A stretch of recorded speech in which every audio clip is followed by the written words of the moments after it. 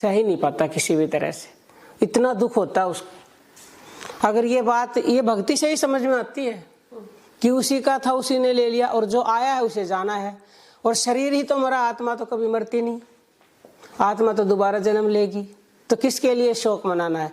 श्री कृष्ण भगवान जी ने जो गीता में इंसान की जो डेली की लाइफ होती है ना, हर प्रश्न का उत्तर है उसमें, अगर उसको ध्यान से सुने समझे और उन बातों को उतार ले तो कभी दुख ही हो ही नहीं सकता व्यक्ति।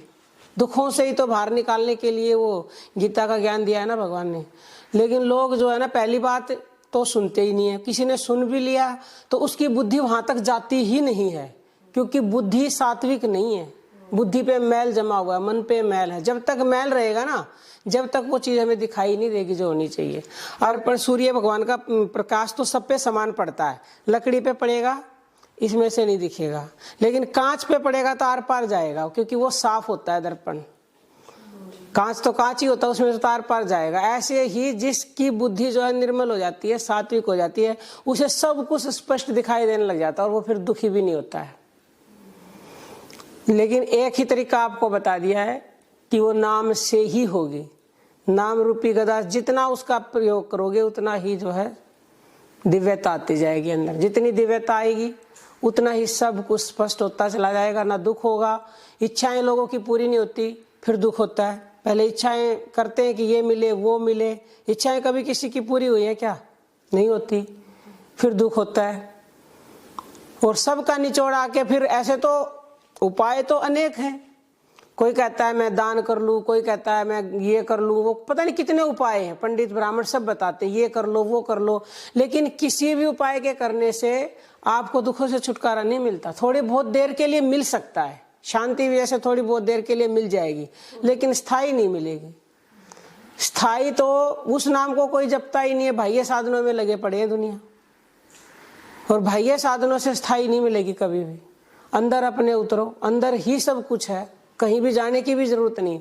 बिना खर्चे के बाह्य कोई भी साधन करोगे खर्चा लगता है, यहाँ तो खर्चा भी नहीं लग रहा। रात को सोते उठते बैठते हर समय कर दे सकते हो। इतना दुनिया का सर्वश्रेष्ठ जो नाम है वो आपको मिल गया। नाम का मतलब समझते हैं ना, भगवान नाम। और कौन सा नाम? वो राम नाम जो आपके भीतर ही है, जो आपकी सांसों में घुला हुआ है। क्योंकि राम नाम को जपे बिना स्वप्न में भी सुख नहीं मिल सकता, जिंदगी दुखी ही रहेगी। वास्तव जिंदगी में कहाँ से फिर सुख मिलेगा, ये हमारे सभी शास्त्र कहते हैं।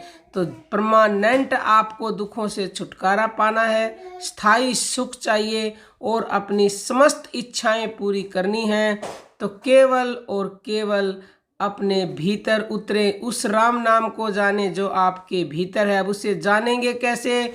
उन्हें जानने का तरीका है हमारी प्राण शक्ति, हमारी सांसें जो दिन रात चल रही हैं, उन्हीं से जुड़ना शुरू कर दो, तो उस राम तक पहुंच जाओगे जो आपकी सांसों में घुला हुआ है।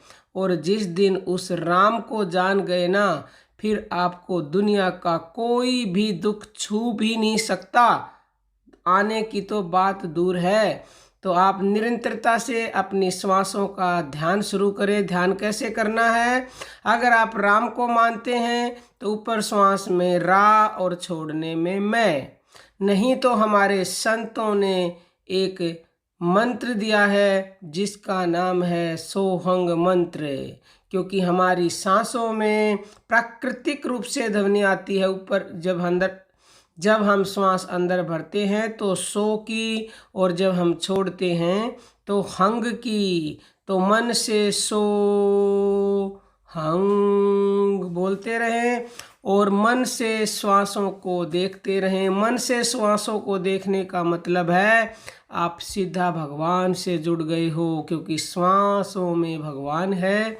अगर आप ऐसा प्रतिदिन करेंगे तो निश्चित तौर से, अभी हम ऑस्ट्रेलिया में लोगों को सिखा रहे हैं, पहले दिन से ही उनकी बुद्धि सात्विक होने लगी है, और पहले दिन से ही इतना चमत्कार हो रहा है जिसका वर्णन ये वाणी कर नहीं सकती। लोगों की लाइफ बदल रही है, लेकिन करना पड़ेगा, लोग करते नहीं। इनको तो हम सामने बिठा कर करवा रहे हैं तो पहले दिन से ही बदलाव महसूस हो रहा है लोगों को, क्योंकि इस नाम में शक्ति ही इतनी है। जो जपता है उसकी जिंदगी यह पहले दिन से ही बदलने लग जाता है। इसीलिए राम नाम को कल्प वृक्ष कहा जाता है, पारस मणि कहा जाता है, क्योंकि ये एक बार बोलते ही जादू कर देता है, जादू। अगर आपका कोई प्रश्न हो तो आप कमेंट करके पूछ सकते हो। अब हम अपनी वाणी को विराम देते हैं। जय श्री राम।